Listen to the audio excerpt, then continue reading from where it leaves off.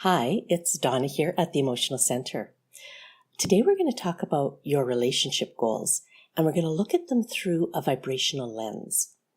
Using a vibrational lens just about always gives a unique and fresh perspective, and it opens all kinds of doors to transforming relationships, doors that may otherwise actually be closed. So we have a list of 5 ways to use your vibrational lens to improve relationships. Oh, and I should say right at the beginning here, you can use the vibrational lens on all kinds of relationships, not just romantic relationships. So really, whether you're single or married, or you want better relationships in parenting your children, or dealing with family members, siblings or parents, coworkers or friends, you'll be able to apply the vibrational lens to any relationship in your life.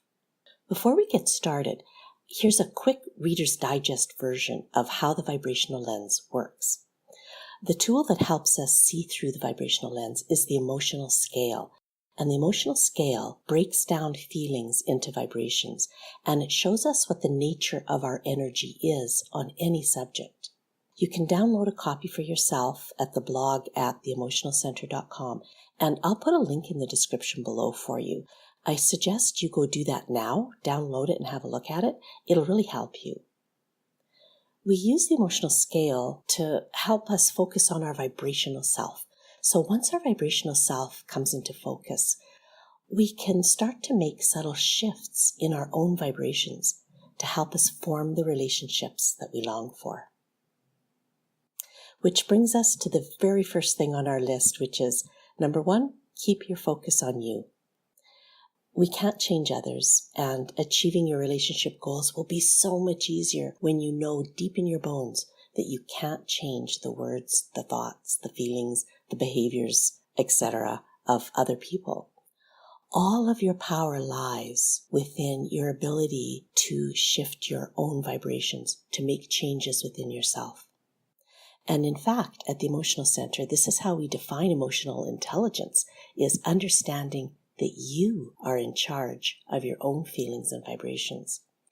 You know, I lived the first half of my life with little awareness of vibration, and I had some relationships that weren't ideal, and I was waiting for others to change so that I could feel better. And I kind of nursed those relationships along, hoping they would get better. I had no idea that the quality of my relationships was rooted in my own vibrations. And once I started using the vibrational lens, all of those relationships shifted. Some got dramatically better, and others just fell naturally away with little or no drama in a very organic and healthy way.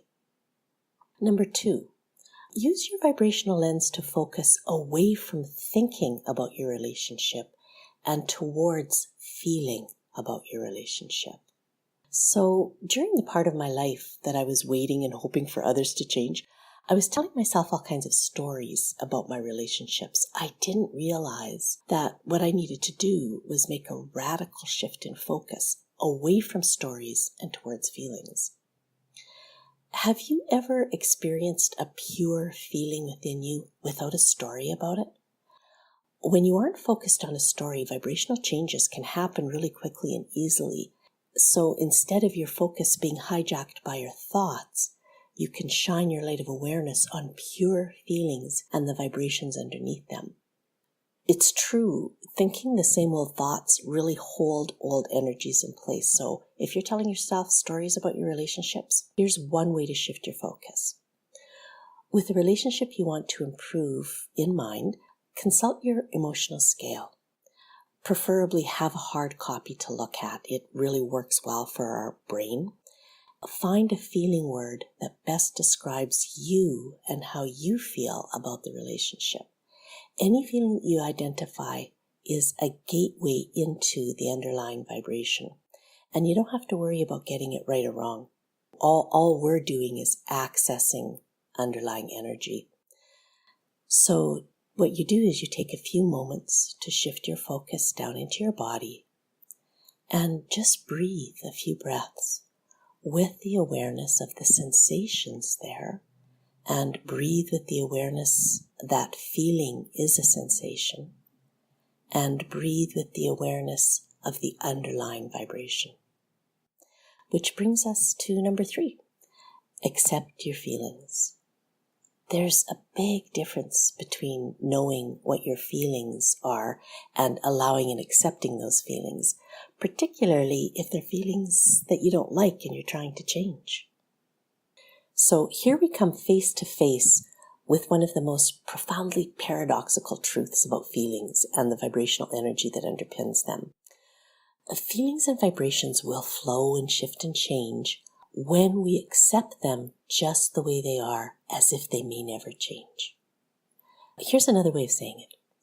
To trigger change, we must deeply accept that change may never happen.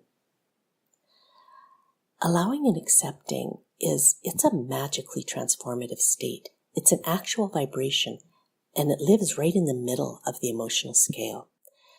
It's possible to soften into that very accepting and allowing vibration from any place on the emotional scale. Even the most uncomfortable of feelings, such as anxiety or despair or anger, can be softened into changing once you allow and accept them. At the Emotional Center, actually, we teach people to master this vibration. So let's move on to number 4, which is accept the other person as deeply as possible. Once you've accepted your own feelings and vibrations, you can turn your focus onto the other person. This can be challenging, sometimes particularly if the relationship you're trying to improve is with a person whose words or behavior have hurt or upset you. But first, allow and accept your own feelings, and then from that soft and peaceful place, turn your focus onto the other person and soften as much as you can to make room for the very words or behaviors that trouble you, to make room for that person's very human behavior. Now, don't worry, you aren't surrendering or compromising or letting yourself down. When you're working at the vibrational level, those stories don't mean anything. The surface of the relationship can change, and actually change can happen much more easily once you've softened the energy beneath.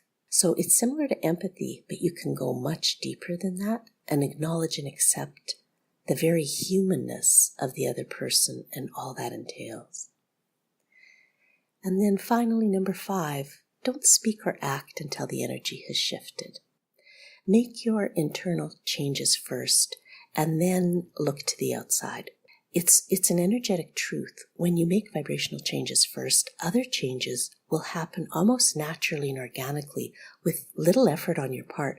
And often, after you've softened your own low vibrations, the way forward becomes clear and easy.